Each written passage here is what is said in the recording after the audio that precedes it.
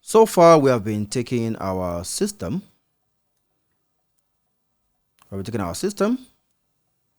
And we have been calling remote servers, remote APIs. We've called OpenAI, and we've also called Google Gemini.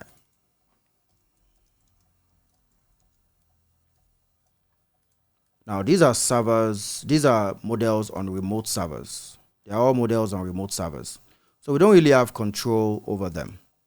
And we've always required an API key so that we can authenticate with them. But you can actually have a local model running in your computer. Yeah, you can have a local model running in your computer, and you don't have to use API keys to call them. You don't have to wait for network. You don't have to spend money to call them. So it's pretty awesome, isn't it? You can just have the model on your computer, running on your computer, and to be fantastic. Now you might want to ask, why haven't we been doing that? Why did I have to sign up for OpenAI? Why do I have to go to Google Gemini and stuff? It's the same reason why you are excited about local models, and that is because they run on your computer. The downsides is also the fact that they run on your computer. So they're not they're pretty expensive systems to run. Number one, you need a powerful system. So you need good system specs. It doesn't. You can use consumer grade systems, as you can see. I'm currently recording on my laptop, and I'm also going to be pulling down a local model on my laptop, running fine. So yeah, you can still use consumer level systems, or you can you can rig up stuff and get like a 400 and something billion parameter model. But yeah, you have to have good specs. 16 gig is good. 18 gig is a bit of a stretch. That's for your RAM. 16 gig RAM is good. 18 gig RAM is a bit of a stretch. 32 plus is excellent. And just know that the more parameters you want to run, the more parameters your model contains, the heavier your system has to be jacked. So yeah, that's one downside. Another thing is that you don't really get the latest and the greatest models. You get the open source ones. Yeah. You get the open source ones. So they're not going to release GPT-5 today and you can download it on your system. No. OpenAI is not going to do that. Gemini is not going to do that. But they will always create the open source versions that keep up with this models. A bit of a gap between them, definitely. And you can always have that on your system. So yeah, those are the things you should consider as you get excited about having local models on your system. Now, the best way to get a local model running on your system is to use a tool called Ollama with a double L, Ollama.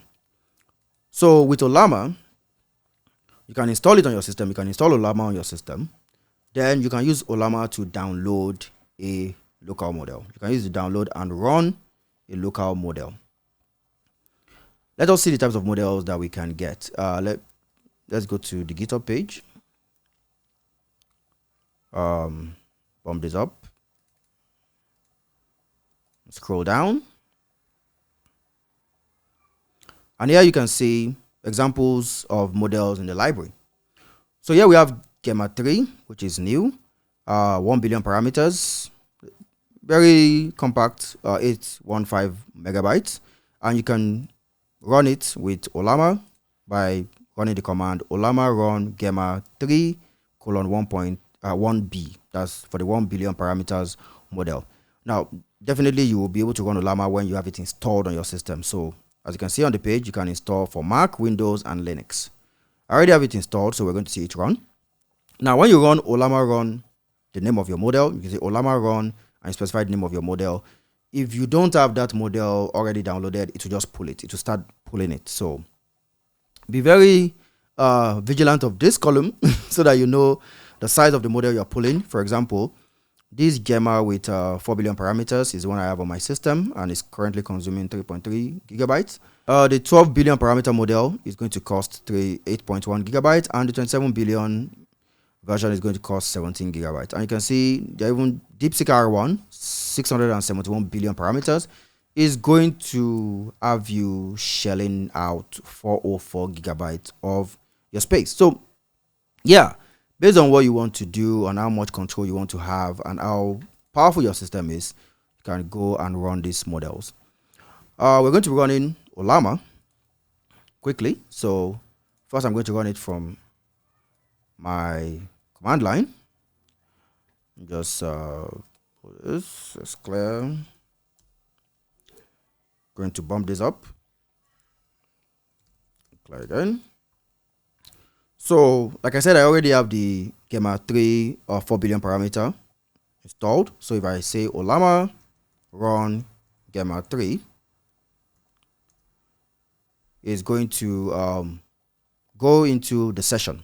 Yeah, I already have it installed, so it will go into the session. Like I said, if you don't have it installed, or rather if you don't have it downloaded yet, it's going to start the download process. So yeah, I can just ask it questions. I can say who is the world's strongest man? And it says as of today, November 2023, the current world's strongest man is Mitchell Hooper from Canada. Like I said, you're not going to get the latest models. Like you can see, the cutoff date for this guy is 2023, but it's still going to be able to do a bunch of stuff. You're going to do a bunch of stuff. You can also ask it who played Jon Snow in Game of Thrones. That should be Kit Harington. Oh yeah, Kit Harington played Jon Snow because Game of Thrones is like a billion years old, so yeah, it will definitely be able to answer that. And if you want to exit, you can just say /exit, and you exit the session. So that's how you use Ollama to run local models, but we are interested in using it from LangChainGo inside our LangChainGo application. So let us just head to VS Code and do that. So here in VS Code, I'm going to create a new file. Our files are getting longer. File list is getting longer. Create a new file, and that will be 0305 local models.go. That's good. Then, no, not trying to do that. So say package main, and this will be func using local model. So that's good. Now to use local models, we need to import the Ollama package from LangChainGo. So that'll be github.com/tmc/LangChainGo/LLMs/Ollama. That's good. Now inside here, first we create our background context. So I'm just going to say ttx equals context.background. And then we can create a new instance of our Ollama integration. Going to say local model error. I'll set that to Ollama because that's a package. And we'll call .new. Like I told you, they all follow the same signature except Gemini. And we've seen that in action. Now, for a local model with Ollama, you have to specify a model. You can't get away with just leaving this constructor function empty and expect it to just pick up a default model for you. So we'll say Ollama.with model. And we're using Gamma 3 by Google. Using Gamma 3 for the trailing /. And we're good. So check for errors like we always do. We log the error. And then we can simply use our generate from single prompt function to get response from our local model. So I'm just going to create a prompt and say, write a poem about fast cars. Write a poem about fast cars. And here we can say response error equals LLMs dot generate from single prompt. The first thing we pass in is our context. Then we pass in our LLM, which is a local model. And we can pass in our prompt.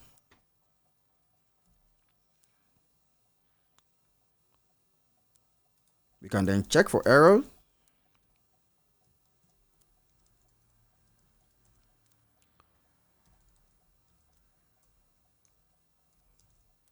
Log the error. And finally, print our response.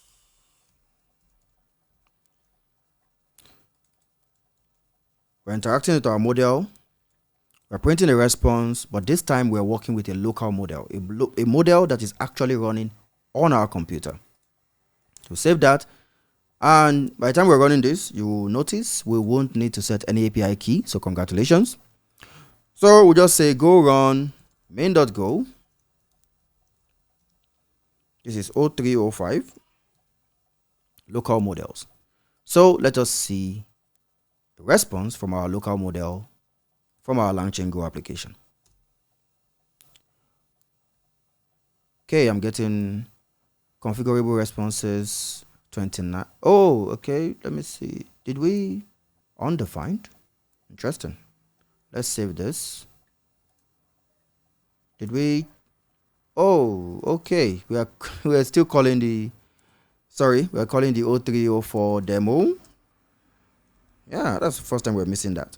So let us call using local models. Yeah, using local models. Sorry about that. Let's clear this. And now let us run our files once again. It's calling our local model. And very soon we're going to see an output. It's quite funny that it's taking a while, and this is local. So that's very, very funny. So look at this. Says, okay, here's a poem about fast cars aimed for a blend of excitement and a touch of melancholy. Chrome and shadow. Interesting. Intriguing. The asphalt size beneath the tread, a silver flash, a whispered dread rather. Chrome gleams beneath a neon hue, a hungry beast demanding you. That is very deep.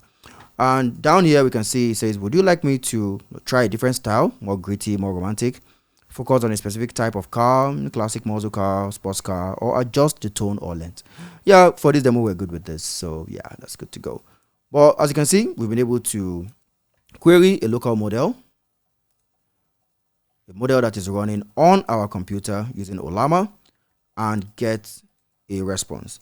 In production, you can choose to host a model on your server. You host a model locally on your server and use that for your operations.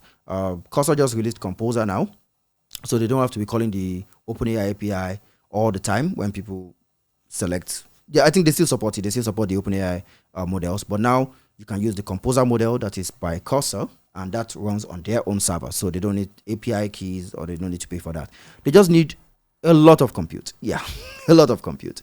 So yeah, that's how you work with local models in LangChainGo.